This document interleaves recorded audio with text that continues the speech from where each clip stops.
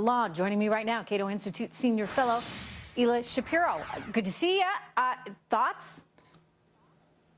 Yeah, Trish, can 2016 get any crazier? I mean, if Director Comey is breaking the Hatch Act now, then he certainly was back in July when he announced a recommendation of no prosecution of Secretary Clinton. Look, Harry Reid is just blowing smoke and trying to confuse all of these issues. Clearly, whether through a combination of discontent at the FBI and the Justice Department in the last few months, combined with this weird development with Anthony Weiner's laptop, of all things, there clearly is more fire to the smoke that we've been talking about. Ed Rollins said something very interesting to me, former campaign manager for Ronald Reagan, and he said, look, I've been through this. Here's the deal. James Comey is appointed by the president. In other words, presidential appointment, forgive me. And as such, he is not subject to the Hatch Law. Is that right?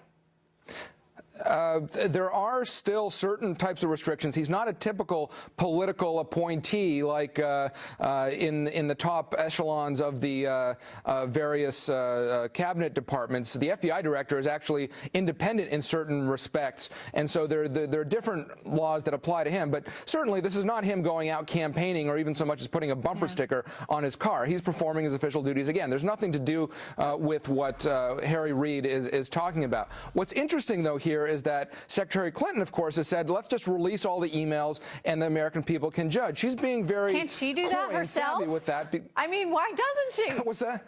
Couldn't she just do it herself? That she could do, but the point is, this is an ongoing FBI investigation, and she knows very well that that's not going to be concluded before the election. So she can look like she's all about transparency while knowing that Comey's hands I think if are she tied, really wanted to be transparent, let's be honest, right? She would find a way to say, okay, here are the 33,000.